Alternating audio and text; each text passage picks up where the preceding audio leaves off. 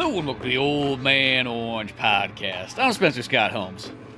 And I'm Ryan Dunnigan. And we're going to get all Batman-y today with kind of a Batman book that sort of gets overlooked. We're going with Batman Year 2. You know, it's like sometimes you'll see this thing sort of on shelves and so on, but at the same time it's like, you know, everybody talks about Batman Year 1 of Frank Miller and everything like this. Nobody seems to always bring up, hey, what about that Batman Year 2 thing? They're like, well, it's the second year. Well, the thing about that, and maybe this shows, I guess I was kind of late to the party, but when going with DC's continuity, because like Marvel for a while, they had the same continuity since like the 40s or 60s, and because Marvel, I want to say, really started in the 60s. I know Captain America and Submariner and whatnot were in the 40s, but it wasn't until like 60s. It's kind of like, it seems like Fantastic Four is kind of like the somewhat like start of the, I guess you would say, the modern era, maybe. I don't know if you call it. Because it was like that kind of tiptoe back into superhero stuff, because it presented it more as like some fantastic journey type of, fantastic journey sci-fi stuff. They just happen to get powers along the way, and then it tiptoed into being superhero stuff, and then superhero stuff became big again. But for a long time, it seemed like they always held on to their continuity until they both, the 80s, mainly Crisis with DC. And I always thought Year 1 for the longest time was just them just saying, hey, let's just update the origin. I didn't realize that it was actually them just kind of like, it was kind of like New 52, kind of like how New 52, it was like they rebooted some stuff, but some stuff kind of stayed the same. And like, because I was reading John Byrne's Superman, 80s, and it was, and they had these reprints in the 2000s, in the early 2000s, and I've just been recently collecting those and reading them, and they're pretty good. But it's also one of those things where you're like, oh shit, so this is right after Crisis, right, where it's basically a big reboot. So out of that, they're just kind of moving forward. But Batman, it seemed kind of like, oh, well, yeah, well, we're not going to go that far back with Batman, but we're going to do Year 1, and then occasionally we're going to jump backwards. And there's Year 2, and I think the thing about Year 2, the reason why people kind of overlook it is because, first off, it's not Frank Miller. So when you come in, like, trying to ride off of, and I'm not saying it's the writer's fault. It was probably... Well, it's like, because you got Mike Barr, so you still have, I know it's not a name like Frank, but... Yeah, I'm not saying Mike Barr is... I'll be honest, off the top of my head, I don't really know what else he's done. I'm sure if I looked at my library, like, oh, he did that? Okay. But it's one of those things where I think it's so vastly different from Year 1, and to top it off, it also, at a first glance, it sort of seems kind of like, well, what's really the heavy significance of this? Year 1, it's kind of retelling and reintroducing his meeting with Jim Gordon and this and that, and kind of presents it more grounded and gritty, where Year 2 is also kind of going back, but then at the same time, it's also, I guess, if you do deep cuts, there is a point in the original stuff in the 40s where he encounters Joe Chill, and he has a whole face-to-face with Joe Chill, and not only that, there is a minute where he's using guns. So this is kind of like, all right, so this is Batman when he was encountering Joe Chill, and Batman when he was using guns for just a moment. Yeah, because it kind of has that, like, it feels like it's supposed to be kind of like a hearkening back to, like, that kind of, like, right past the beginning, but, like, kind of like, like the Bill Finger, Bob Kane, like, that kind of era of Batman. Like, let's go back to, like, maybe, like, give or take, like, 39, 40, 41, maybe that kind of era, like, kind of hearkening back to that. And then the other thing I think it is kind of like, in hindsight, this is what makes this book kind of a big thing, is you're like, oh shit, Todd McFarlane, like, is like a, the boy Todd McFarlane is fucking drawn on, like, 2 of these issues. Before like anybody really knew who Todd McFarlane was. Yeah, there's that, and there's also there's things in this that go on to inspire the stuff. Like, for instance, the Reaper served not entirely, but partially as inspiration for Phantasm and Batman: Mask of the Phantasm, which is considered to be one of the best Batman movies, not just animated movies, just one of the best Batman movies. Yeah, well, and this one actually is very much. It's got kind of like a similar kind of vibe to like Mask of the Phantasm, as well as it also has like stuff that's like, oh shit, you could see where like I guess I would have never noticed this until now, because this being the first time reading this book finally, is that there's elements of Batman Begins and Dark Knight in here too. You're like, oh, so they ripped stuff out of this too. Oh, that's kind of cool. Because there's a girl named Rachel. That might be coincidental, but at the same time, there's other things though aside from that. Like, even aside from the whole Rachel thing, I can just tone and vibe.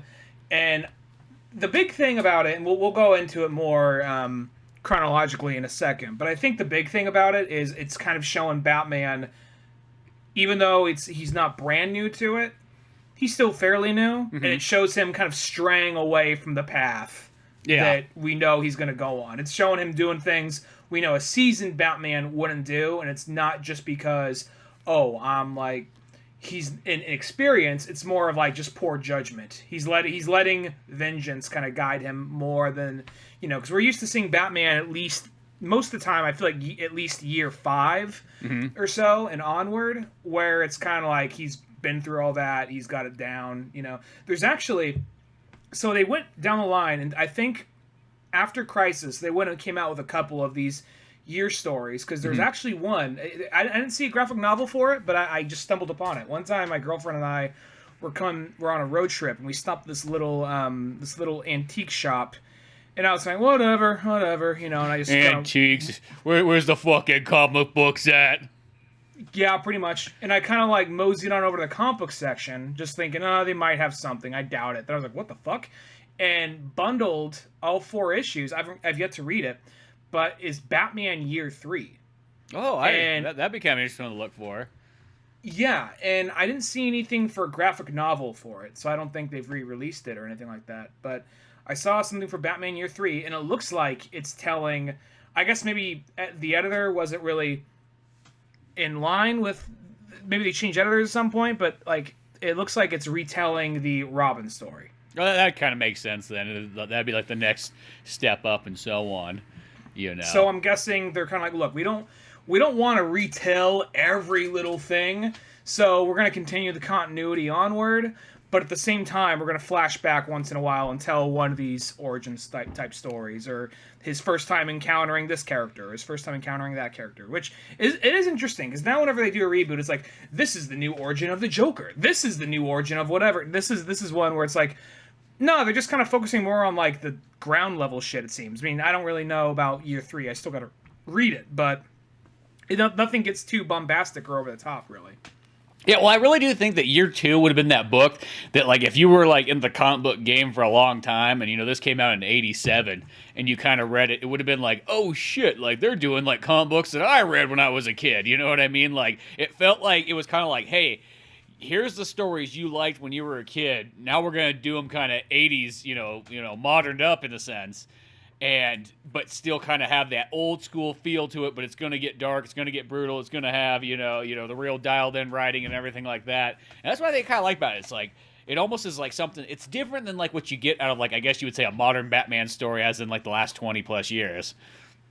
Yeah, I'll say this, kind of going off like updated versions and whatnot.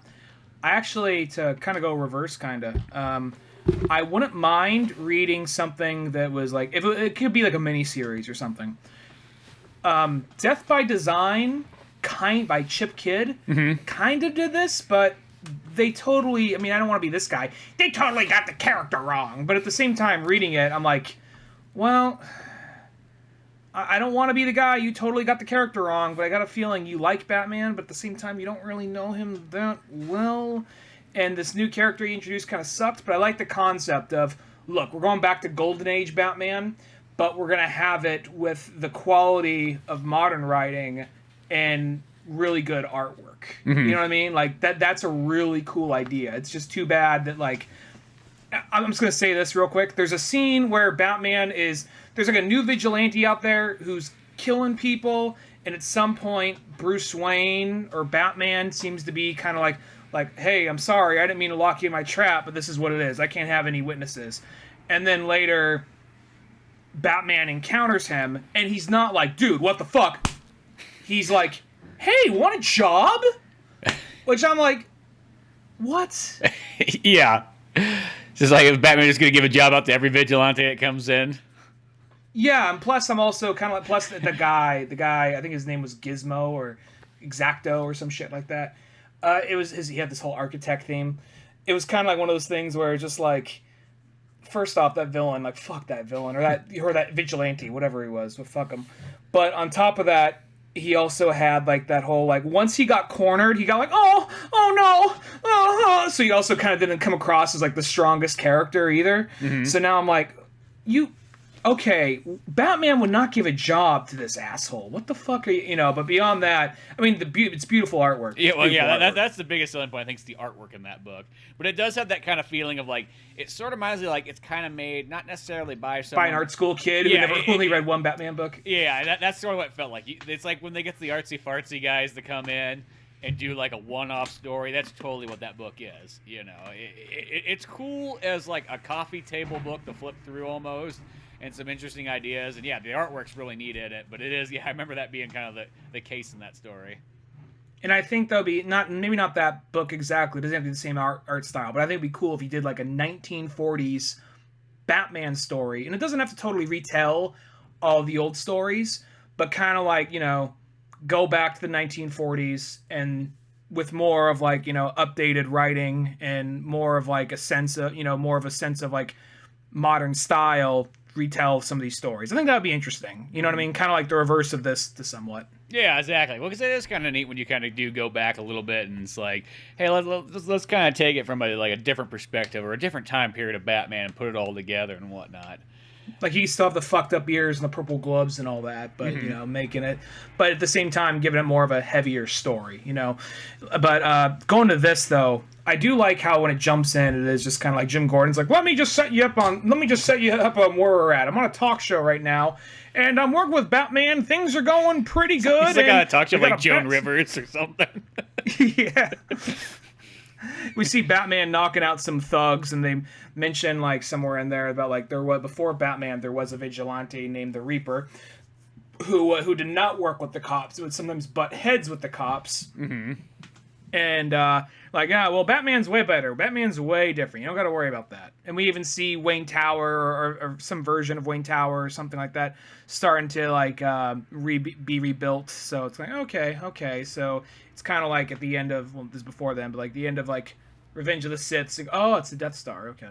Yeah, exactly. Kind of getting to there. You've seen it kind of come together and whatnot. And there's that thing where Jim Gordon's like, Batman's my fucking friend. So he's working with you guys. Yeah, he's working with us. Is he under your payroll?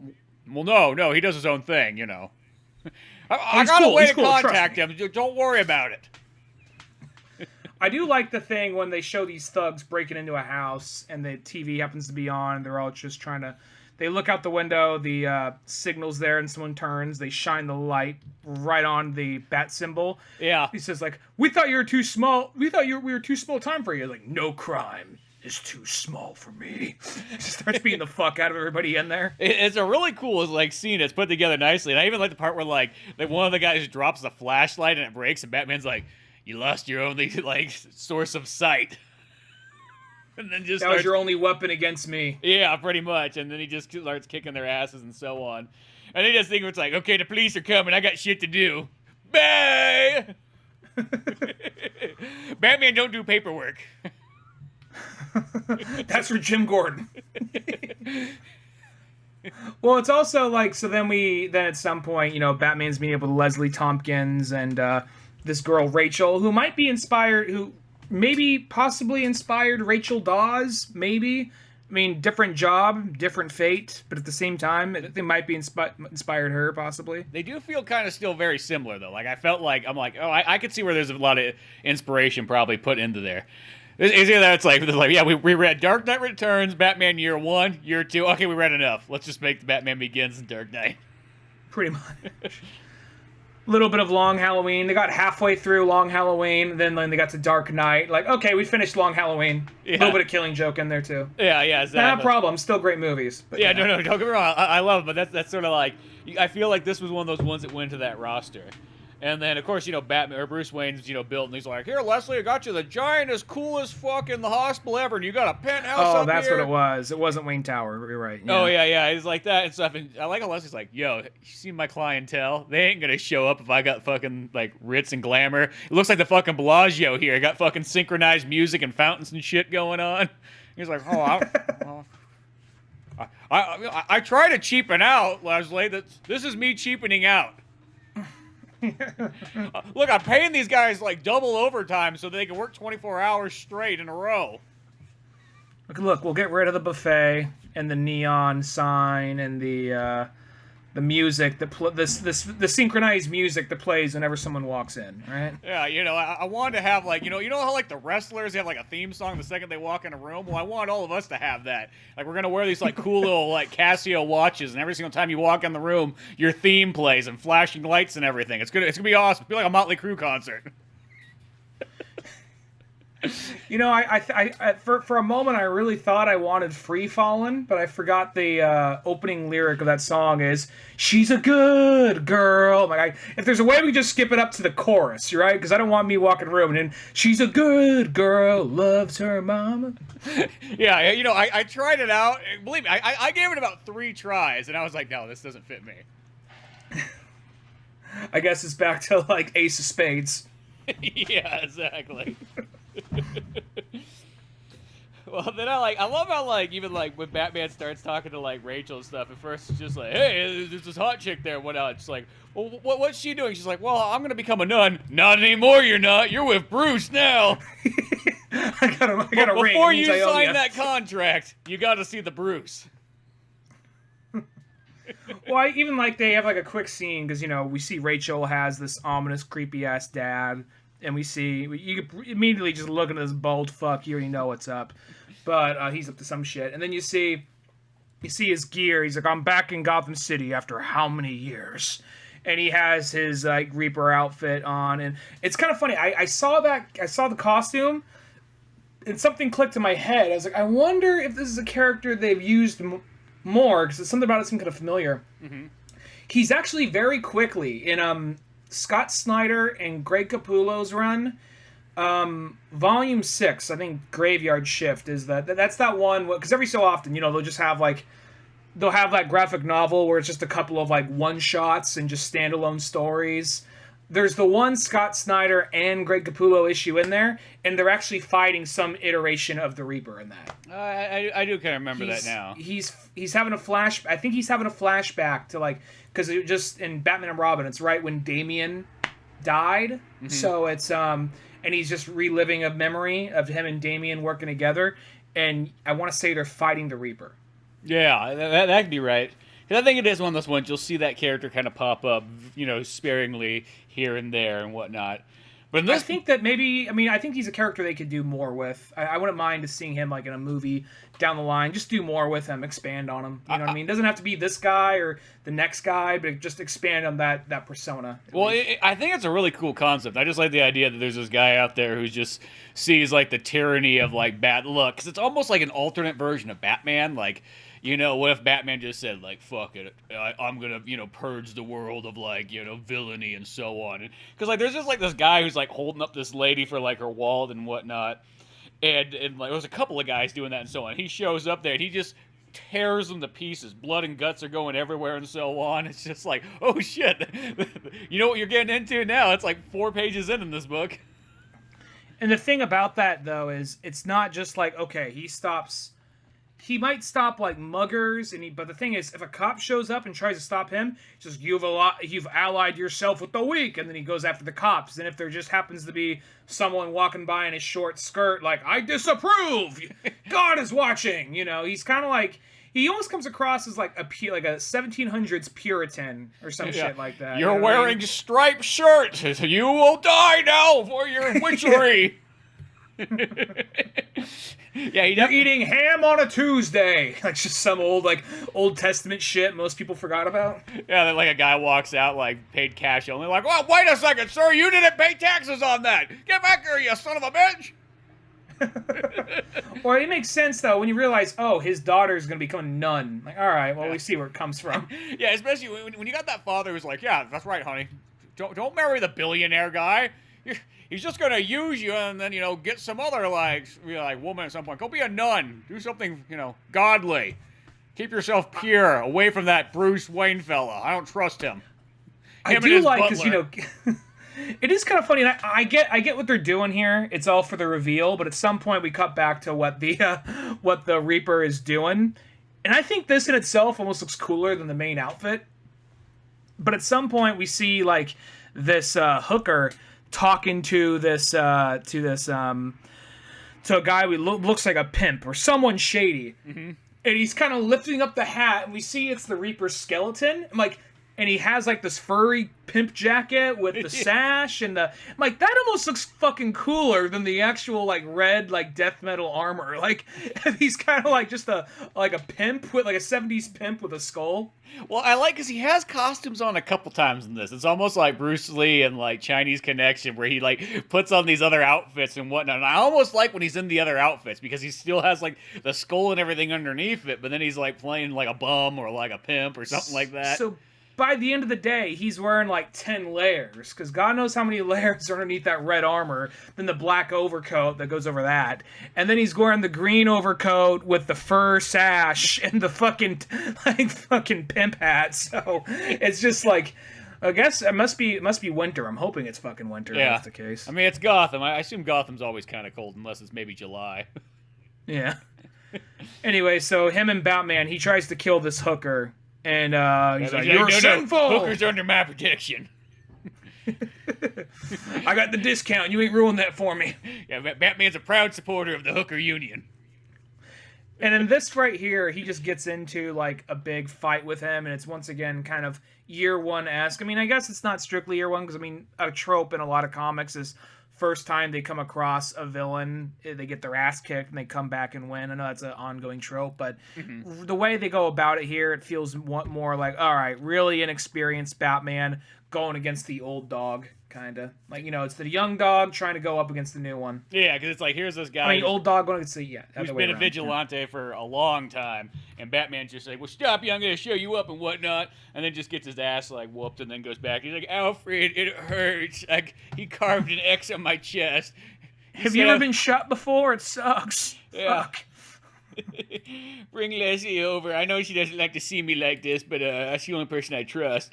And then Batman does the thing where he's like, well, fuck it, I ain't losing again. And he grabs the gun that Joe Chill used to kill his parents. He's like, time to fucking, wage some vengeance. Sorry, Dad.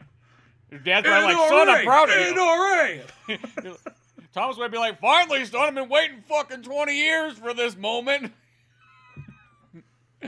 Didn't want to go see that goddamn Zorro flick. You took me to it. Fucking man running around in pansy tights and bullshit. And this right here, they have the SWAT. They have like a big SWAT team led by.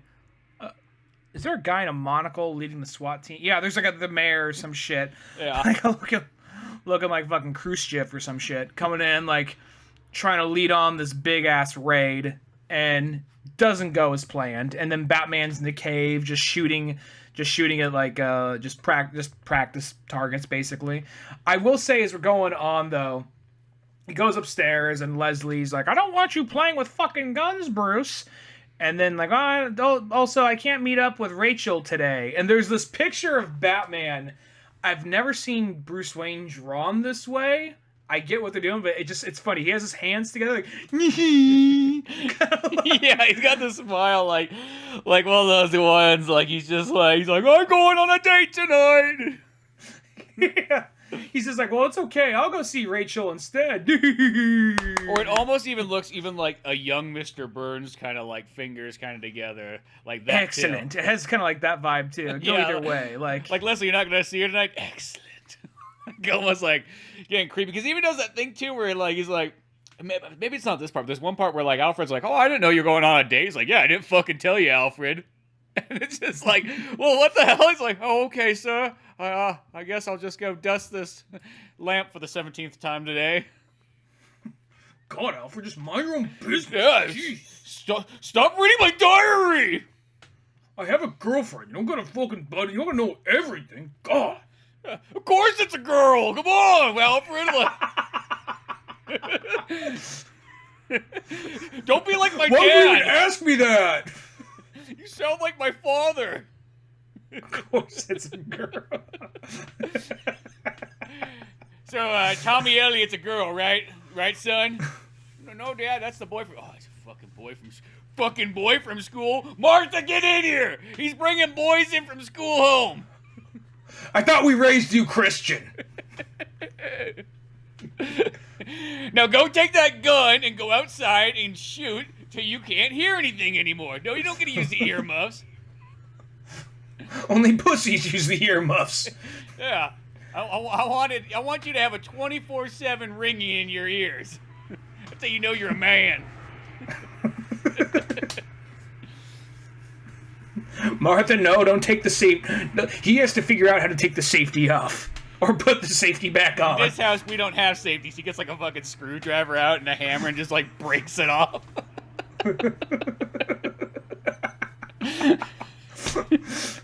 Live on the edge, boy. Tosses him the gun. Think fast. Just spins it. It's loaded. He drops the gun. It goes off. Hits like a plate Alfred's carrying. Oh, like, oh my god. Like, yeah, I know, oh my god. You shot the fucking plate. Yeah, boy. That's coming out of your allowance. Fucking Butterfingers.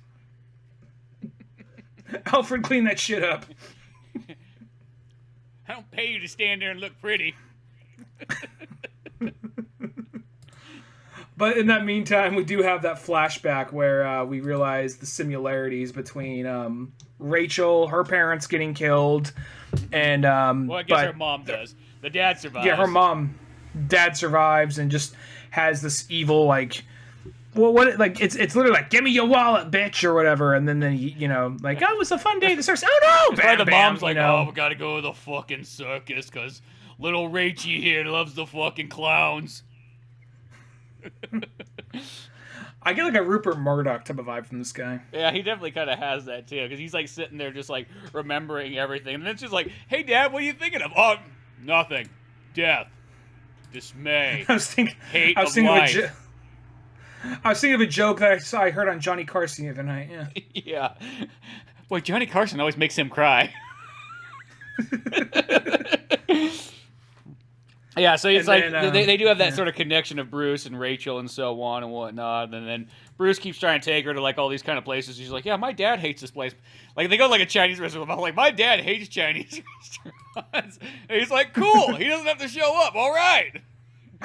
Guess what? More dim sum for the two of us. We're going to Korean restaurants, Japanese restaurants, Mongolian restaurants. Any place your dad isn't, we're going. Oh, my dad how's he feeling? He likes all the other stuff. He just doesn't like Chinese. Chinese it is. One of everything on this menu. But yeah, so he just kind of goes on dates, and it's almost like this is where she sort of gets like kind of converted, like, oh, I guess I'm not going to be a nun. I fell in love for Bruce Wayne, Like, oh shit, he took me to like Central Gotham Park. Let's be 100% honest. I mean, this is kind of like, that forced kind of melodrama, sort of, trying to make him fall with this girl that quickly. But if she, part of me thinks, like, there's that, because, they play it off like the Playboy facade. But I think there is a little bit of the real thing there, because chances are, if she just gave him the date and wasn't becoming a nun, like, all right, it was fun, maybe I'll call you in a month. I don't know, maybe I won't. Yeah. Where it's just like, you're becoming a nun? No, I can't lose. Yeah, I feel like it's a challenge is what it is. I think that's totally what it is. Like, no way is a woman becoming a nun while Bruce Wayne's around. And then, like, what's the whole thing? Like, they're like Batman goes to Jim Gordon. They're trying to coordinate some kind of a special like job to bring in the Reaper, and also I think stop some other crime lord of some kind or something like that. And Batman dressed like a just like a plane mechanic comes in. Oh yeah. Fights the Reaper or something.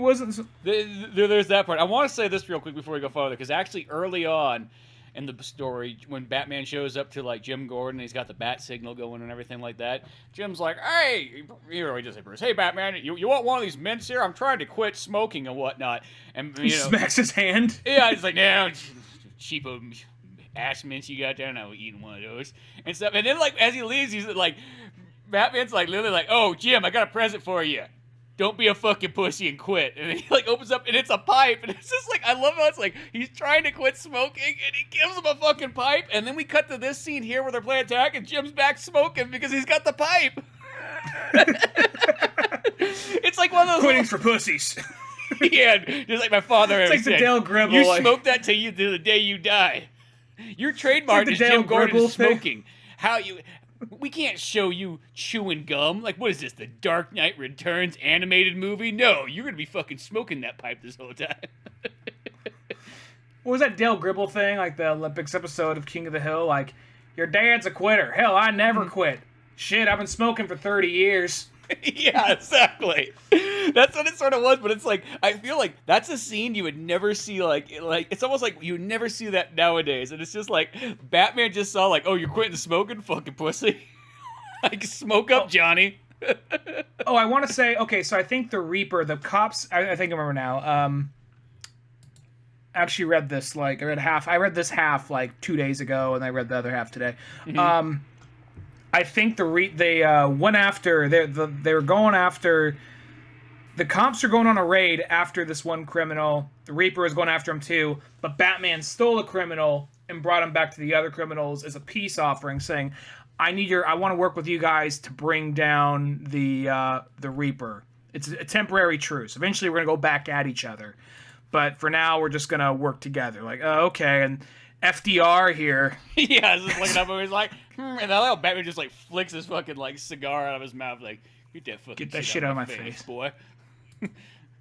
I'm so much fucking taller than you, I can just stick my nutsack on your forehead there, just resting on your monocle. How do you like that, huh? Yeah, that's what I fucking thought.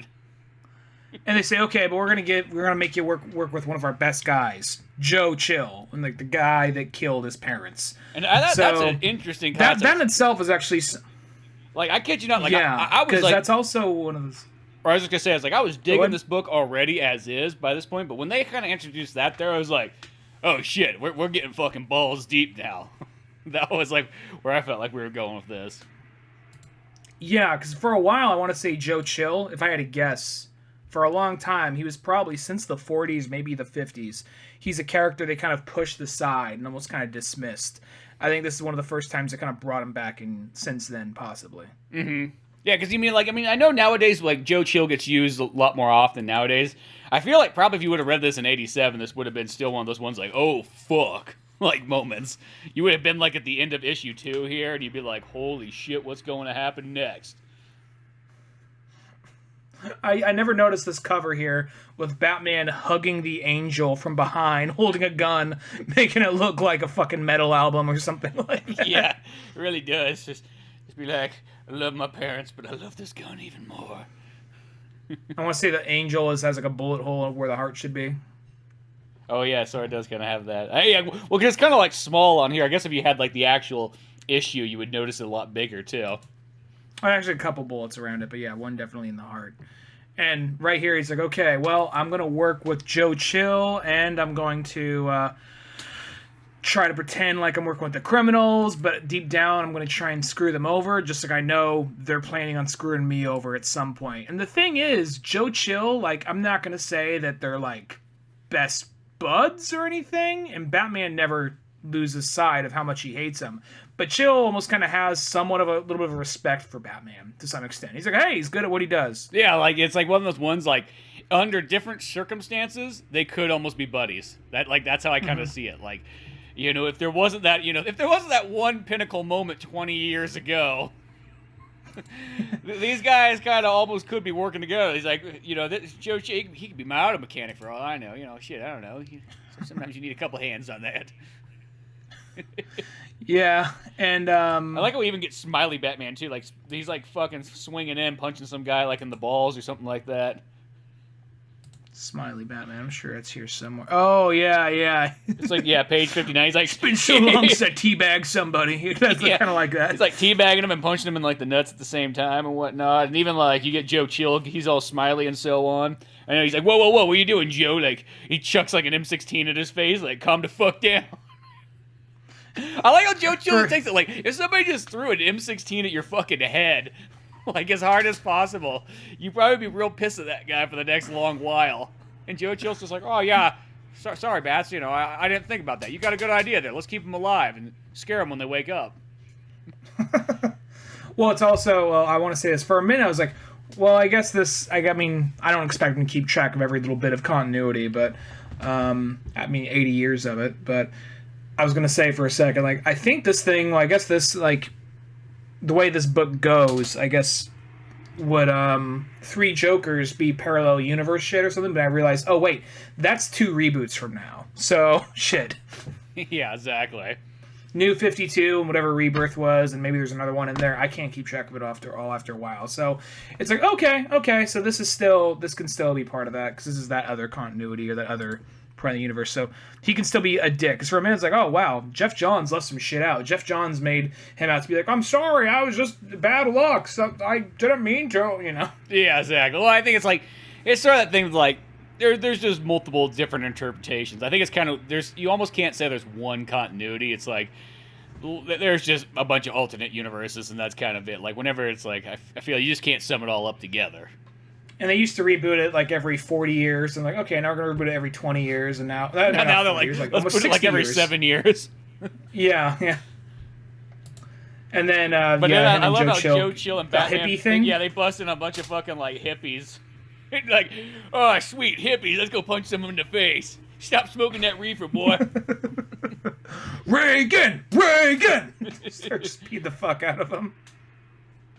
Like, even there's like, it's like one of those ones where Batman's like, that one guy's like, I'm gonna pull a grenade on you, man. He's like, no, you ain't. You gonna pull a grenade. You gotta kill yourself. You love peace and love. You can't kill yourself. Fucking pussy. Oh, fuck. He called me on my only weakness. And then Joe Chills just shoots him, and he's like, dude, come on. I mean, it's a hippie, so I mean, it's kind of like half a person in my book, I guess, but...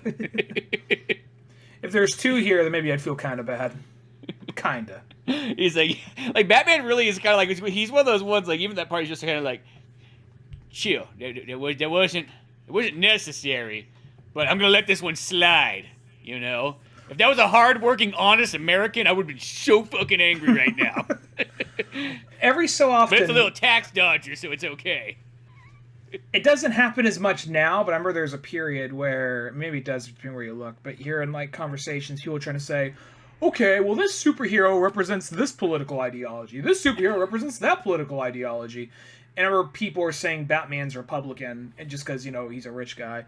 Which, depending on, like, I think there's too much history and too many different writers to narrow in an ideology on a character just like that. Mm-hmm. But I'm going to say, if you were reading this book, I can kind of see how someone could land on that.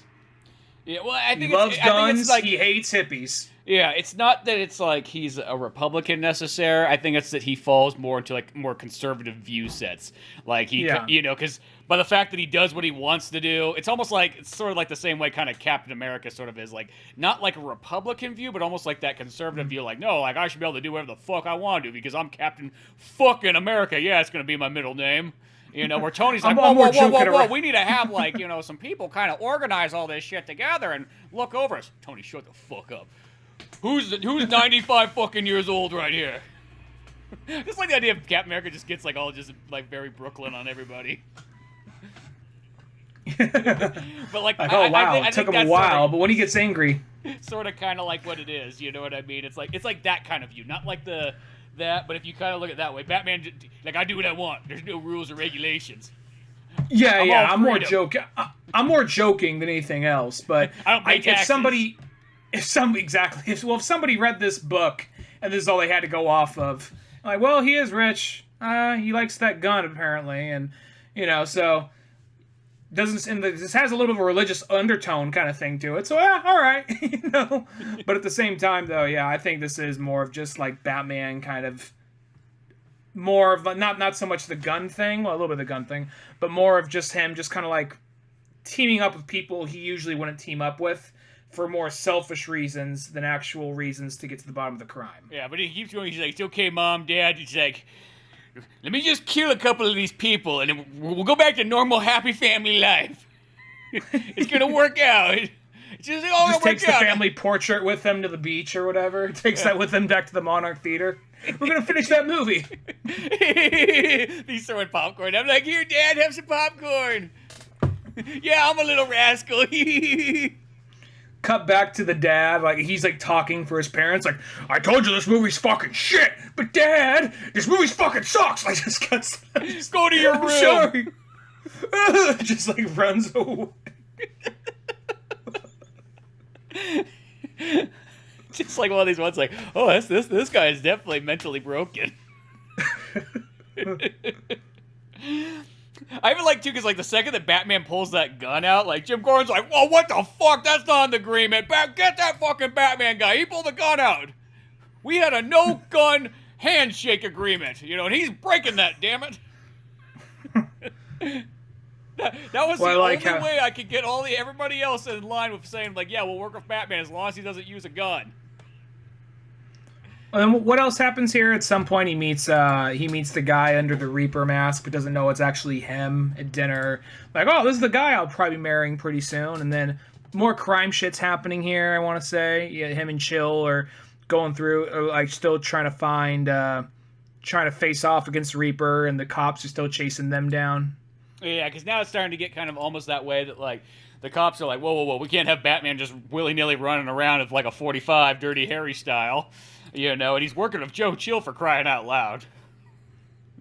Yeah. So it's like, but Batman's like, I'm just gotta get to Bob. No way can a guy one-up me. That's really what the story is. It's just like some guy like one-ups you and you're like, fuck that guy. I ain't gonna stop till that guy's fucking dead. Because he one-up me. Oh yeah, I definitely see the Todd McFarlane. Now that we're in the third issue, I definitely see the Todd McFarlane-ness of it. I didn't recognize it at first, but I definitely see it. You mean here. like when Batman's cape is about like 10 stories tall sometimes? So Spawn-like, and you already have like even the Reaper is kind of like proto Spawn sort of with the jaggedness of it. Like I don't know. Sometimes you look at Spawn and the cape has like 8 million fucking rips in it. Like how the fuck is that thing still together? Or then sometimes just this giant jagged mass where here it's like, oh, I see both. And plus there's a cross in there, so, yeah. Yeah, no. It's definitely kind of getting like that. I will kind of say, though, I don't know if, like, I felt like the second issue that Todd McFarlane drew, like, it's almost like, it's not that it's bad, but it felt like the quality on the first one there was real solid, and then the second one felt like it was almost like it was rushed, and who knows, maybe it was rushed a little bit, because there's like some of those drawings that almost kind of feel like, they almost have that sort of like Frank Miller thing where it's like, man, he put a lot of effort in that one drawing, and then one of these other drawings like, that looked like that was kind of quick and to the point. Yeah. That's especially a lot of Miller's later stuff. Well, even jumping from like, say, his Wolverine stuff, or even his Daredevil stuff, and jumping over to Dark Knight Returns, that looks vastly different to me. Yeah, that's the thing I always say about Frank Miller, though. It's like his artwork changes like multiple times. Like you look at this Daredevil stuff, and it looks like anybody else's kind of like Marvel kind of run of that time period. And then it's like it changes, and then it changes again.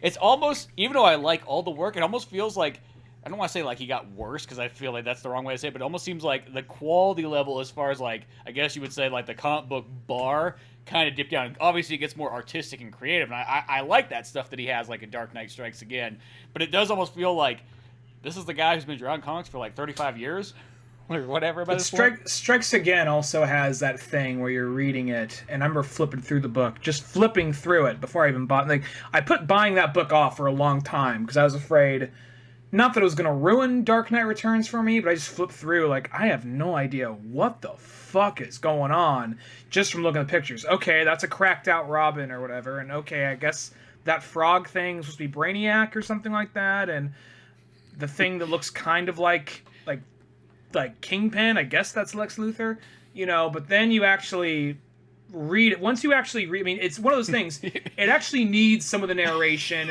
and you need the characters saying what's going on, or like, okay, so that was Adam naked fighting some kind of octopus thing, and then it comes out that he was inside of a petri dish, and okay, I mean there's like, so it's I just say that out loud. You know? I'm just thinking it's like, you know, like they always say like in like, you know, almost like an art class would say that like, okay, you should be able to tell what the story is without the word bubbles. That's like the exception where it's like, I don't think you'll be able to know what's going on without the word bubbles. Tell that to Frank Miller. Yeah. Yeah, you need the word bubbles in there because yeah, you flip through that book and it's weird. I remember I was just like, fuck it, I'm gonna buy that book, and then like, you know, when I did, it was like, oh shit, it actually is kind of good. You know, it's not as good as Dark Knight Returns, but it's still a good book. Yeah. I think it's an underrated book. I think so too.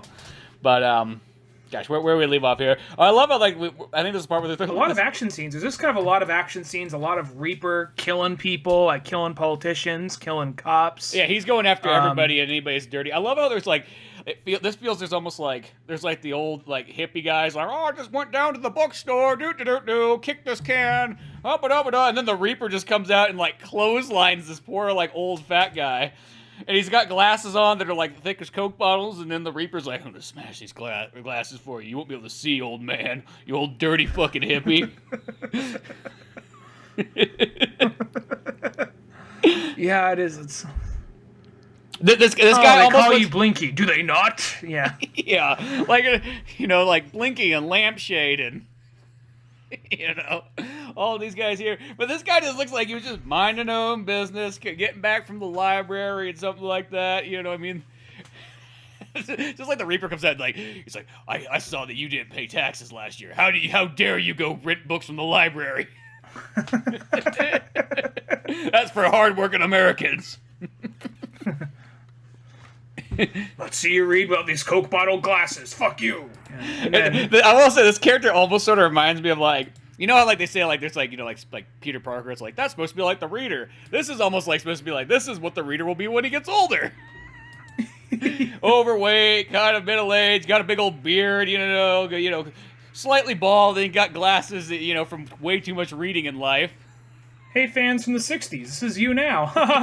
Yeah, that's sort of what reminds me of, like, Frank Miller just put that in there. Or not Frank Miller, I mean Todd McFarlane. I do like how, after all this mayhem and more action of just... Because really, by this point, it is just kind of, all right, this action scene happens, they get into a fight, this happens. And basically, it's just mayhem between... Three-way fight, more or less, between Batman and Joe Chill working together versus basically Gotham PD and the Reaper, and Batman trying to say, hey, look, I'm not actually working with them. It's a temporary truce. And it's, at some point, it's one of the goons said, like, isn't Batman working with you? Like, oh, we thought he was. Looks like he was just using us. Like, oh, okay, cool. That clears that up. Yeah, kind of fix that around. And I'll say this is the issue that I felt that, like, Todd McFarlane, it almost just looks like, yo, Todd, we got 2 days to put this together. Here's some fucking Coke. Get it done. Because, like, it's not that it doesn't look good. It looks good, like, at some points, but there's some panels in here that just looks like someone just went at, like, light speed. Like, someone who's good at drawing, but, like, still, just, like, let's get this shit fucking done. Pulling a couple all-nighters. We got some biker crank going on right now at the DC office. Probably listening like Metallica on vinyl, just fucking working really fast on this shit. I mean, it's the 80s, so like the chances of it there is like a 60% chance at least. Do you think by that point he's the guy who went out and bought the shiny new CD player, or do you think he's still listening on vinyl? Like, it's not the same on CD. Yeah. Or at least Todd McFarlane, it's early on Todd McFarlane, it might be like, I can only afford the tape cassette right yet. But believe me, that's a good point. At some point, I'm gonna have everything. Gonna own your fucking soul, everyone. Hi, I'm Todd McFarlane, creator of Spawn. It's like, hi, I'm gonna own your soul. I'm Todd McFarlane. I will say those introductions on it's like the Spawn show. Those things are so fucking funny, and I'm not trying to be a dick, but it's just like, hey, didn't see you so come you in die, here. you go to hell. You're given you're given an option to go to hell or to come back to life and serve as his. Well, you only have 5 seconds to think. What do you choose? Well, either one, you're gonna regret. I'm Todd McFarlane. This is Spawn. Fuck you. Hey, this is Todd McFarlane. You like this money? Cool. Keep sending it fucking in. You know what? I want another million selling out or cover, and yeah, I'm gonna make a bunch of variants for it and so on. And, yeah, I'm Todd McFarlane. You're not. Just thought I'd remind you. I do like, so this issue, like, when after all that shit goes down, Batman goes to Joe Chill. He's like, hey, wake up, I gotta show you some shit. And they go down to Crime Alley, and he's all like saying, hey, so does this look familiar? No, just some dingy-ass alley. And that's where he comes up to him and says, like, hey, asshole, this is where you kill my fucking parents. Like, he takes off the mask on Bruce Wayne, and then he's starting to get this, oh, what the fuck? Before he even has a chance to really do anything, he gets shot in the head. Joe Chill gets shot in the head by the Reaper, and we have this other big brawl here. Well, this is almost like, this part right here is just like, backing it up just a little bit. When Batman comes there, like, that just gets fucking intense, because it is just Batman's like, you fucking recognize this place, huh? He's like, oh, I don't know. It's a dingy old movie theater. You know, and then Batman just kind of just like, you recognize me? And then like rips his mask off and then puts the gun just like right to his forehead, like, get on your fucking knees, I'm gonna blow your brains out right here. And you're like, holy shit, like, where are we going? And you're like, this is one of those ones you think about, like, this is still like in comic book code era. You know what I mean? Like, it's not like, you know, nowadays you can kind of do whatever the hell you want in a comic book, but it's like one of those ones where it's just like, you're like, oh shit, Batman's just gonna blow this guy's brains out. And then, you know, of course the Reaper does it for him, and then Batman's pretty much just like covered in blood anyways. He's probably, you know, brains everywhere now. Yeah, and that part, like, I'm surprised. Maybe I wonder what their loopholes are. Like, if there's more black than red, does it still count? That kind of shit. Yeah, like kids know what the fuck they're reading, but still. And then he and Reaper go at it, and he manages to kick Reaper and steal one of his hook sai things or whatever those are. And they have it. They go at it for a while, and then then the mask comes off. He says, "Wait, you're Rachel's father." He's like, "Yeah, I am." And you know what? I think you might be better at fighting crime than me, so bye. Just like commit suicide, more or less. Well, this sounds kind of weird, because like in the back of my mind, like, okay, yeah, it is the old guy, but I was almost thinking because of Mask of the Phantasm, I almost had that in my mind, like, is it going to actually be the Rachel girl at the very end? Like, that's going to be the fucking twist. I was wondering that myself a little bit. But no, I mean, if you ask me which of those stories do I like more, I like Mask of the Phantasm more, but this still makes sense the way it goes about it, and part of me was kind of wondering that. I was expecting her to come in and be more than just, like, the girl, you know? I was kind of expecting her to come in and play a bigger part in one way or the other, but I guess it's that whole thing of, like, he almost had love. Mm-hmm. Almost. Well, that's like that thing, like Bruce kind of shows up and be like, oh, I heard your dad fell off a building 40 stories tall, you know, I saw it on the TV, yeah, so, getting married tomorrow? And she's like, no, my dad's dead. Like, I have nothing left. I got to become a nun now. Oh, or that's how you feel, Rachel? I thought you didn't like your dad that much. But you just said, you know, life would be better if he wasn't around. Bruce, what'd you do? Okay. You said you were going to go out and do something. Well, I stayed home and watched TV and jerked off. Just didn't want you to know. All right, well, just leave the key on the counter. See ya. Bounces out. Yeah. So it is like... Don't mind me. He just goes and sits down on the couch, starts doing it right there. Like, Alfred? He's just like, Alfred? Alfred! Gets louder. Alfred! Oh, I forgot I'm not home. Alfred! He's doing it in her apartment. And then maybe she's like... Yo, Bruce, you're not at your own house. It's up. He just keeps yelling, and then eventually Alfred comes running at full speed. You called Mr. Wayne.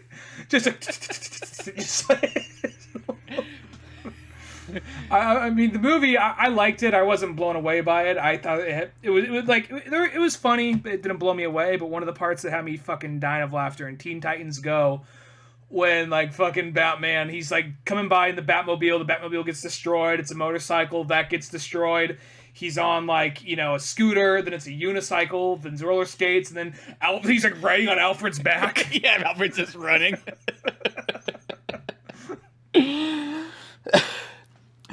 But no, as this thing ends, it actually does have this nice kind of, like, solid ending of this, like, oh shit, your fucking dad's dead, and it's like, oh, okay, you're becoming a nun. Batman kind of doesn't get married, you know. He turns, you know, he's like, you know what? Well, I guess we'll put together the Leslie's Memorial, like, hospital. I'm gonna bury the fucking gun inside there because that's where it belongs and whatnot. We'll seal it up in there, and you know, this kind of has this moment where Batman's like, well, Leslie, I gotta go. There's only one thing I understand: the darkness of the city at night. Bye. And he, you know, swings down off there and whatnot. And it's like, that's just how this, like, section of this ends, and then there is, like, the follow-up issue. Which I want to say this, the follow-up issue, I'm assuming this takes place, like, a year later, so it kind of uses the point of year 2 or whatever. Mm-hmm. Or maybe year 3 kind of came out, and they weren't really planning it, and just like, oh, fuck it, no one really cares. This is before graphic novels. They just had individual issues, and not likely everyone's going to collect them. I will say it's kind of funny, though, because... it kind of just gives this quick prologue. Oh, and that later, Batman came across, you know, Robin and trained him, and they had a bunch of adventures. And at some point, they're just, like, fighting some thugs. And one thug barely misses Robin with a shotgun. And he's like, hey, Robin, look. this crackhead almost hit you with a shotgun. But then you look at this opening like 2-page spread, and you see him fighting a fucking T-Rex. Joker's flying in a giant car shaped like his face, shooting fucking fire. Two-Face suddenly has the strength of Bane, throwing a giant fucking coin at him.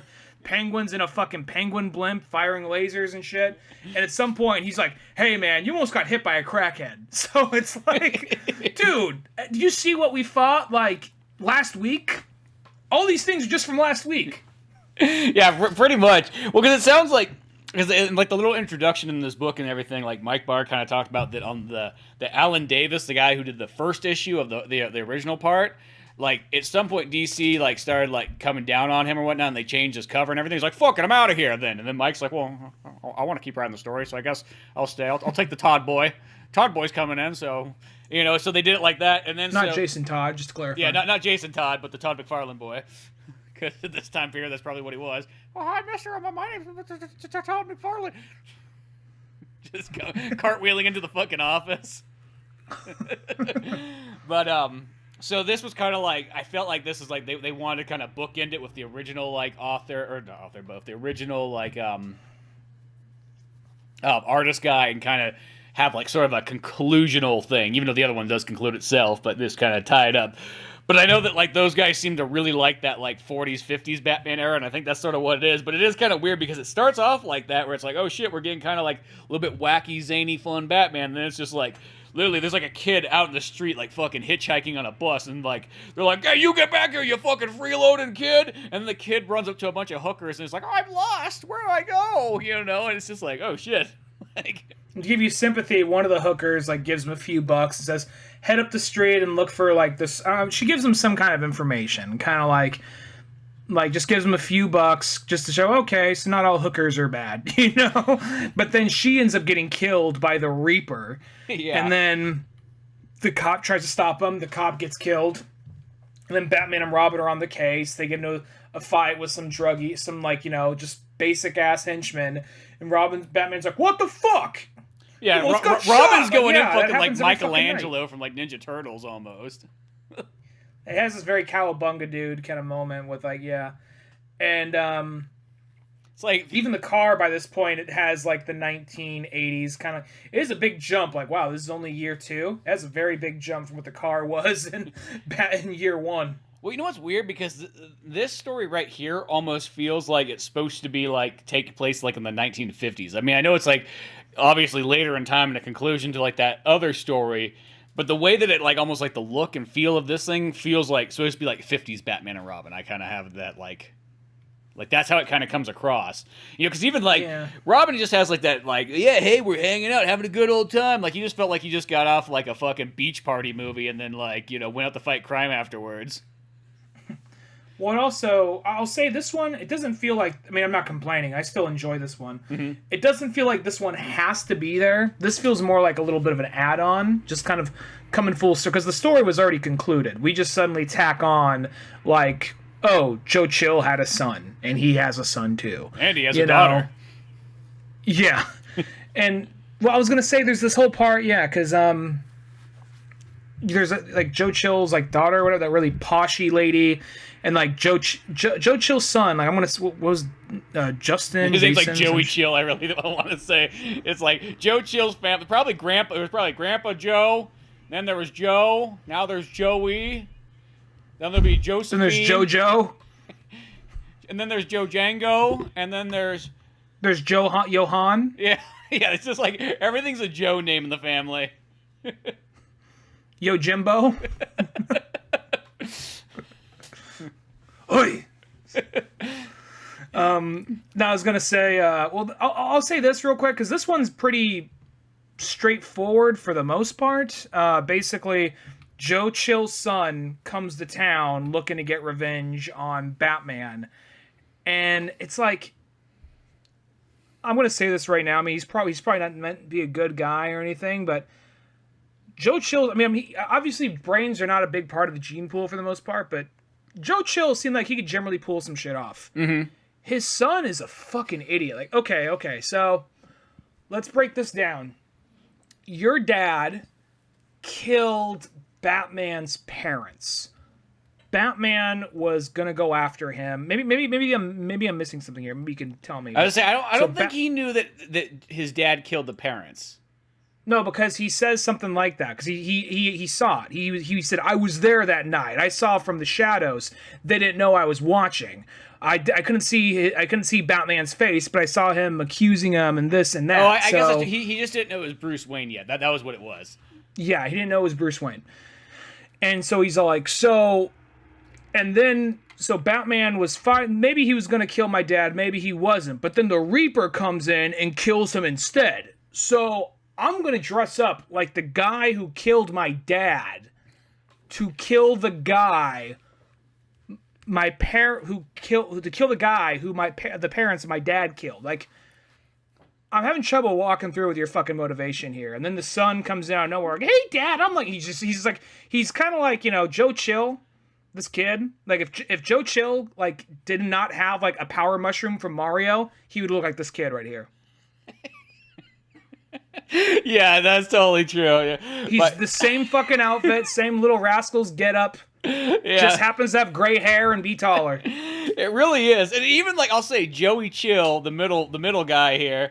Like, I love it. His backstory of like his dad when he goes to explain, it's like, yeah, my dad was Joe Chill and whatnot. And, like, he was pretty cool. We like hung out for like 4 years. And then my mom's like, oh, he's kind of a drunk, so we're gonna fucking leave, and then we're gonna drop your sister off at like the abortion clinic or like what's the adoption clinic? I don't know. I get confused. Adoption clinic. I get them mixed up. Same thing, right? Same thing. I didn't see her for fucking 25 years.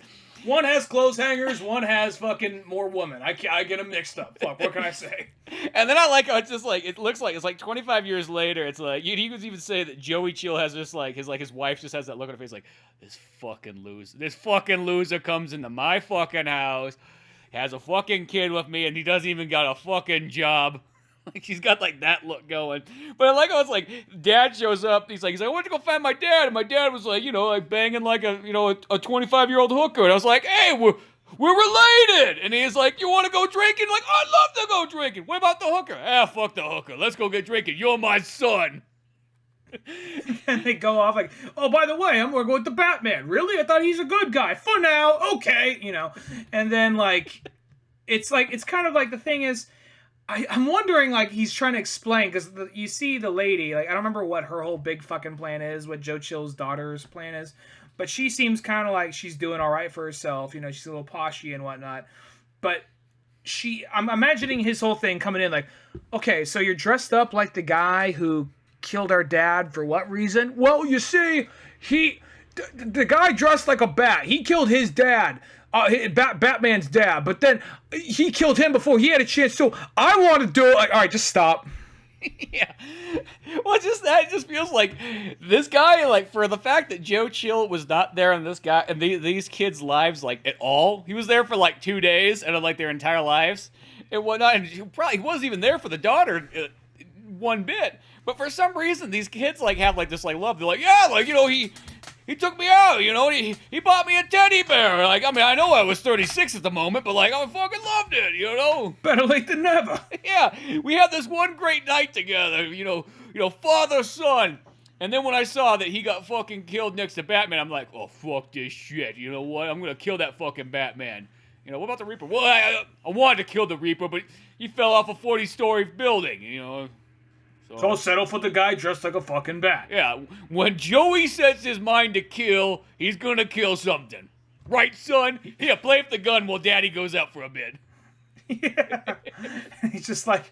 And the thing is, it's like, he doesn't seem like this guy with this strong moral compass, yet he's gonna be like, is that a hooker? I guess I'll kill the fucking hooker, because that's what the Reaper did, even though I hate the fucking Reaper. And then he goes in, and like... There's other things, like, there's just things like that, which I guess he's not a good person. He's just trying to fit someone else's MO. But at the same time, even though I still enjoy parts of the last issue, this is probably the weakest one. And it's also kind of like, I think it's more of just like, what a fucking idiot Joe Chill's son is. Like, I think the persona of the Reaper is cool and interesting. And I think there's something to be interesting there about, history repeating itself, because Joe Chill was a piece of shit, this guy is obviously a piece of shit. His son is going down the path of being a piece of shit. I mean, he's literally dressed like his fucking grandpa. So he's already got the uniform and everything. So it's one of those things where I get the parallels it's trying to make, but at the same time, it's like this character is so fucking stupid, you know? Well, it's like, I think I just leave at like, this story's probably like 1991, I think. That kid is not fitting at all into fucking school. He's dressed like it's fucking 1940. This is all my grandpa left me. It's like, somebody get this kid a Michael Jordan jersey.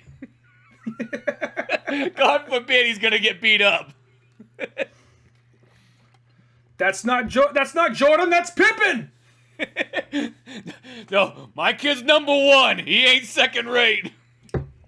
You'll get a fucking 23 on that jersey. Yeah. But, like, I will say, if you Joey Chill's kind of a fucking, like, doofus. Like, you know, but beyond he's not meant to be a good guy. He's not meant no. to be likable. Yeah, but still, I don't think he really is. Yeah. I think he's supposed to be that guy who he just literally is a fucking idiot, but like he's trying to be a good dad, sort of. He doesn't really know how to be, but he's trying. You know, he's definitely. He would lose his kid in a second if like anybody from like any counselor saw him, but. I do, cause then like for some reason like Rachel's back in town after we kind of get all this exposition dump and Batman's trying like, oh hey, how's it going, this and that. I want to say the reporters are coming after her or something. And they mentioned the Reaper. They mentioned like, oh yeah, for some reason, even though he hit the fucking ground, his body was stolen from the coroners before they had a chance to impound it, everything. So that's how he has the equipment and all that somehow, because he happened to be there watching. But I like how when Batman's having this flashback to that night where his parents got killed, it's not meant to be funny, but I find it fucking hilarious. It's the usual shit, you know, them walking out of the Zorro movie, and then, you know, the gun, the pearls, you know. But then there's this shot of him pointing and being like, you! And then the next is like a fucking Chill running away like, woo! And like the gun's like bouncing like, whoop, whoop, whoop, whoop, whoop. Yeah. Like that well, because it looks like Bruce Wayne went like fucking like Damien or something like that of like the Omen. Like, you will pay. Like, oh fuck, I didn't know this kid was possessed. He just like bounces out of there and he throws the gun, and that's where you see that's how Bruce got the gun, because he took the gun out of the foliage right there. And then it's not like, you know, when Jim Gordon comes to give him his jacket and so on like that, he's like, hey Bruce, here's a gun right here. Guns always make you feel good. Pet the gun. It's like a little kitty. I know you said it's been a while, but still, I think that it could be good for you, you know? And that's where he knows that, because the whole thing with the Reaper is he had that, whatchamacallit, he had that whole, like, Puritan thing going on, and even though Joey Chill doesn't agree with that, probably, well, you know he doesn't agree with it, he's just doing it just to fit the MO. Yeah. So... he's like, well, that's what the job description said, so, you know...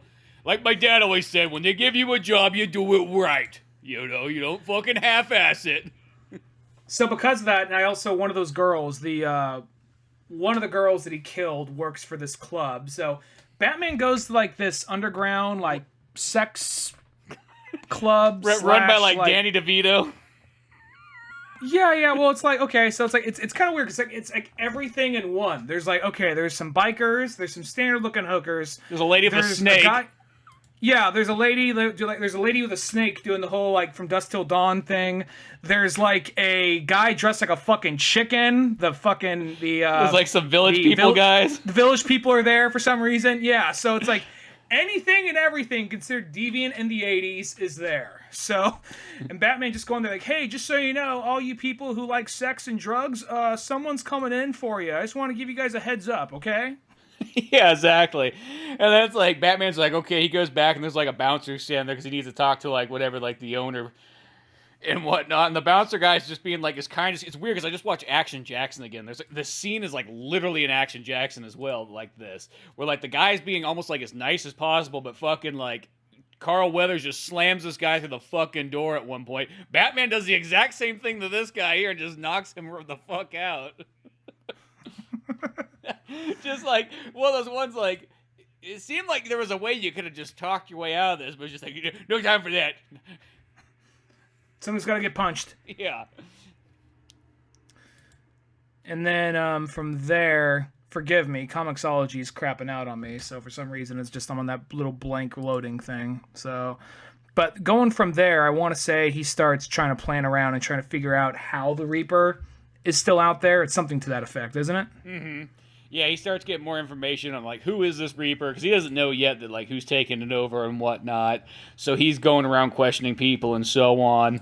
And even, like, Batman, like, because he kind of, I think it's kind of, like, scarred up, and he goes back and then, like, you know, because he's told Robin, because for Robin getting, like, a fucking shotgun blast to his cape, he's, you know, Batman's like, you think we're fucking made out of money here? Like, I'm just going to buy you a cape every single time you get a shotgun blast to it? You get fucking detention. So, you know what? Hit the crime books, you know what I mean? Like, and, you know, maybe in 2 weeks, if you're better, you'll go back out and fight crime with me. And that's where, at some point, you know, Rachel is going back out there, like, hey, look, I'm just going to leave just for a minute. But, like, Leslie Thompson's like, are you sure? Like, I'll be fine. And that's when the Reaper comes out of nowhere and, like, father? And then, like, Batman's like, not your real dad! Comes in and kicks him from behind. And we have another Batman versus the Reaper fight. And this is where I want to say Batman, like, that's where, like, Reaper, like, goes and steals the gun that Batman stored right there under the Wayne Foundation.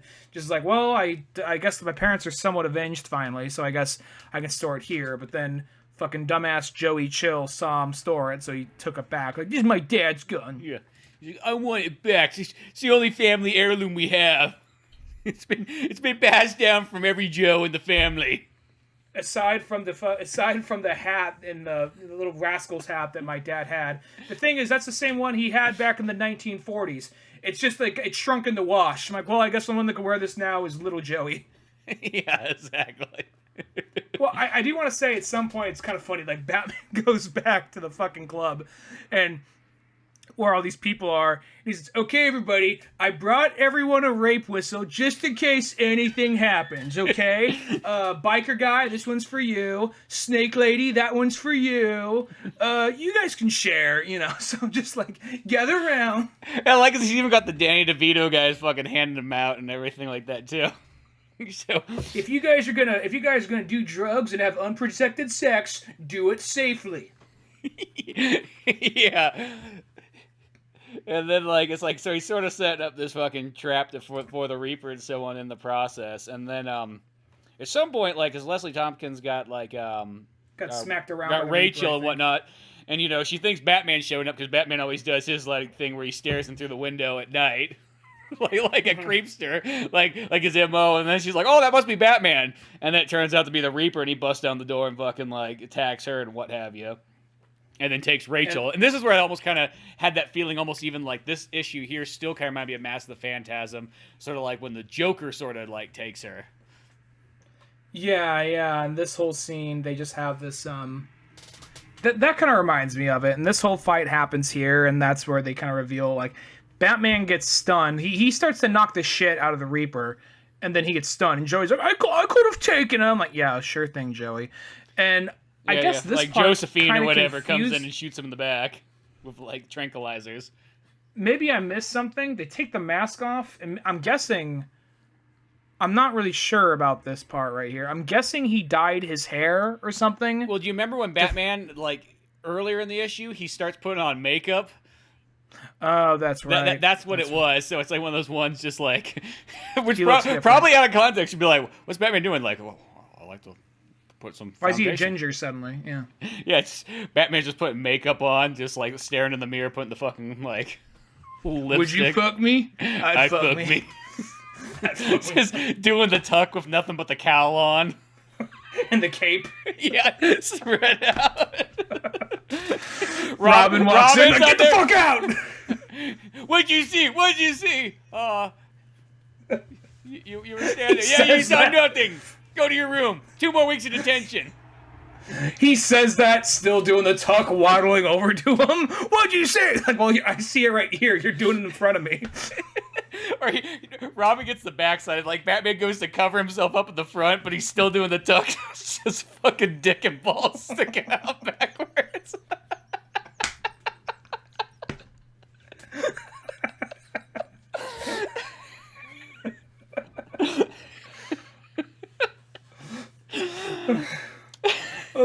it's something.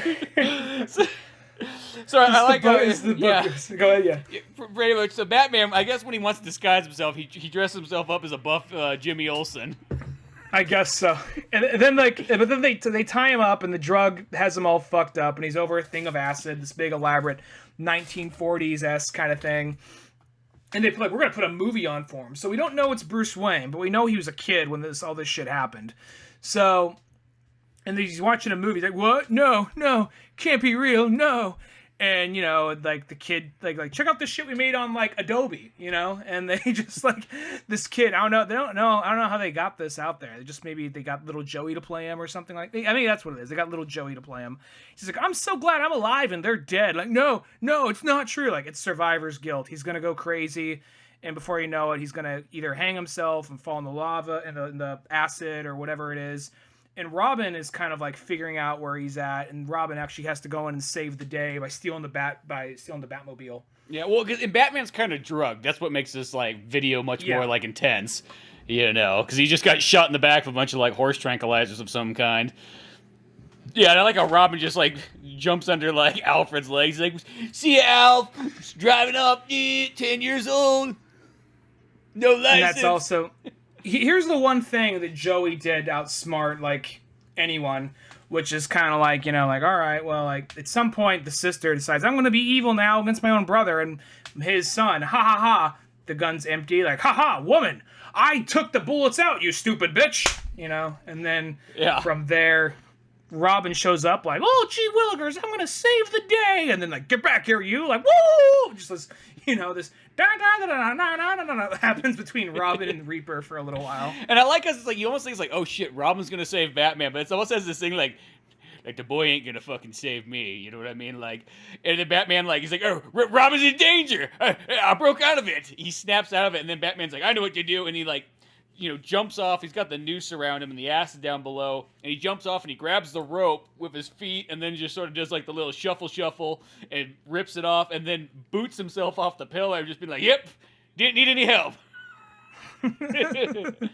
Told you, boy. You just worked as a 5-second distraction, And then from there, Joey's gonna fall. He's about to shoot someone. Batman throws something that. Basically, that thing from Sin City that shoots into the back of Benicio del Toro's head. That thing that backfires. Yeah. Throws that into the gun. He's about to fall over into the acid. Batman catches him. Then the stupid little kid, no, Daddy, no, is about to fall in, and Batman catches them both. He's oh, good. The cycle is broken. Well, there's a part where Robin's just right before little fucking Joe comes out. Fucking kill him! Yeah, kill him! Robin's let him burn his fucking head off, Batman! He's it sounds like a good idea. It's it's not us killing him, Robin. It's the acid. Acid has a mind of its own. Acid can do the Lord's work. We can't. And then what's the other thing I will say, though? What's kind of neat is I know it's because the acid's yellow and so on. It makes Batman's kind of cape and cowl look green, but it actually looks kind of neat on him. Even it makes it look like he works for the fucking Forest Service, but it's kind of a cool look. Yeah, it's Forest Servant variant, because you get those action figures here's Batman in flamethrower variant, and for some reason all orange and red, and it was just so hard to find a standard Batman figure back in the day. You have all these different variations of them. Yeah, it's can't I just get the gray and blue or the gray and black even? It's all I'm asking for. With the yellow belt or whatever, yeah. But they'd always have here's snow variant Batman. Here's Batman with office supplies, So it's wasn't as bad as the Turtles. The Turtles had office worker turtles. They had fucking farmer turtles. Yeah, samurai turtles. I'll give you fucking even cop or firefighter turtles. That's a stretch, but okay, I'll go there. Yeah. When you start going here's farmer turtles. Yeah, I remember seeing that. I was like, who the fuck wants Farmer Turtle? What episode was that? Yeah. Yeah, maybe it was out there. Maybe. Yeah, I don't even remember. I think a lot of those ones were just random ass. I don't think they tied into anything. But I think it was one of those things look, there's always going to be an episode to sell an action figure of this bad guy, but we always have to we have some form of the Turtles out there, some good guy to fight the bad guy. And after you we did ninjas a bunch of times. It's in the name. We did samurais. We did cops. What's left? Farmers. Yeah. Really? All right, cool. For doing farmers. I'm surprised there wasn't like rabbi turtles and all kinds of stuff. But yeah, back to Fast Batman food though. worker It's like, turtles. little Joe comes out and whatnot, and then they're like, okay, I guess we won't let the acid burn his his face off. We'll let this one live, because you know what, Robin? Maybe we could turn the Joe family around, and maybe they won't be so chilly anymore. Da-da-da-da-da. Credits. And They just did end like that. And then I was like, oh yeah, God, let's throw this terrible movie in the acid though too. Like shit, no, I don't want to see that coming back. I mean, fucking thumbs down. That's right. And then I like how at the very end though, it's almost the very end. Batman and Robin are like, okay, we got to go out at nighttime and do this, Robin, and stuff. And then they're like standing up on the bridge and they chucked it. They literally just litter when you think about it. They're like, I should have done this a long time ago, man. Robin, littering's fun. And they throw in the Reaper skull mask and the Joe Chill gun and a fanny pack or something in there too. I just go, what's the fanny pack? It was just something I was meaning to get rid of. I need to get rid of it before it's not popular. Because right now it's at the height of being awesome. But I just know it's someday I'm going to show up to the gym and I'm going to have my fanny pack on. I'm going to be thinking I'm looking real cool. And everybody's going to look at me and go dude, that guy's so fucking lame. It's 90s, so it's purple with aqua-colored zigzags. So This thing is going to look cool for another 2 years. Yeah, exactly. I keep my talk boy in there, but My yak back. Yeah, because I like the one that has the funny voices where I can speed it up or slow it down. That really throws up. I like to play it right behind them when they're doing real heavy squats. My Tiger Electronics game of Sonic 1. Yeah, see, I need that when I'm at the gym because I get bored real fast. I'm Batman. But So yeah, that's Batman Year 2 and issue. I mean, I think you only really need the first three. As the whole circle goes, the whole thing. I think you only really need the first 3 volumes the first 3 issues because I think that's the main story. This one just really feels like something that was kind of tacked on the last issue. Not that there's not things to enjoy in it, because the artwork is still great, and there's still some interesting themes and some cool action in it, but yeah. Well, I think it's that thing, because this is the deluxe book, and sometimes, because, back in the day, they used to do that a lot, where, they would just make, 3 thick issues would be a graphic novel, and it's nowadays, if you try to sell, a graphic novel with, 3 issues in it, you're like, what the fuck is this? You know what I mean? It better have, at least, at least 4. Yeah, and I feel like that's what this kind of is. It's hey, well, this thing ties in. It's got the same writer and artist and so on, and it's kind of a continuational story. So we'll make this the deluxe version, and pop that in there. But, and I recommend it. This is the first time I've read this one, so yeah, and I'm glad we covered this because it was one I was meaning to check out for a while. Yeah, same here. I looked at it for a long time.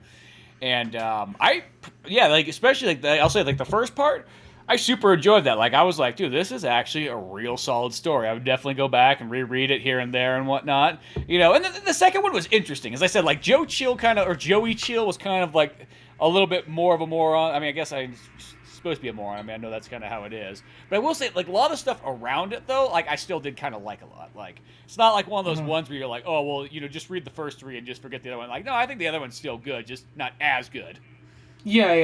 It's still, there's still things to pick up in there just because the artwork is still great. So, and there's still cool action. And, I mean, the idea of, trying to break the cycle of this fucked up family is interesting. But it'd be, a little more interesting if, I guess, if there was something redeemable in the family. I guess that little kid, maybe. But there's, everyone in that family just a fuck up. So that's all there is to it. Yeah, you need Batman to slap some sense whatever Josephine or the woman lady, I don't know what her real name is. I'm just giving her a Joe name. Josephine! Obviously she, by, getting separated and getting adopted and so on, she's, I don't know what, working on, Gotham Wall Street there or something? She was still a bitch. Oh, yeah, she totally was like that. But, I that was the thing that was why did she want to get? I still kind of why does she want to get mixed up with this with her loser brother? She's there must have been somebody there's some debt I gotta pay off. I know it looks like I'm living the lap of luxury. I just maxed out all my credit cards. Is actually what I did. And I'm gonna take this snuff film of Bruce Wayne's parents getting killed, and I'm gonna sell it on the black market. And there's nothing you can do about it. You can't sell that. That's got our dad in there. They'll arrest him and turn him in. Dude, our dad's been dead for like 15 or 5 years. Like, he was? Like, dude, you fucking said you were there. Oh, yeah. I forgot. Yeah, you know. Yeah. The 70s was all a blur. Dude, that was like 1987. Oh! Really? Oh, I must have missed it then. You just told me the story the other day. I get confused. I was a couple of Rolling Rocks deep on that day, so you know how it goes. Fucking Rolling Rocks, really? That seems like the Joey Chill beer. He's like, yeah, but like they gave me a pitcher for $6. That doesn't mean you take it. Yeah, but $6. I won't be rude. Yeah, you know. But no, I had fun with that book. I thought it was cool. Definitely worth checking out if you never read it before. Yeah, I would say go out there, get your Batman year 2. But beyond all that fun stuff, go to oldmanorange.com for more podcasts, comic books like Pizza Boys, old animations, and all that fun stuff. I'm Spencer Scott Holmes. And I'm Ryan Dunnigan. And we'll see you some other time. Later, folks.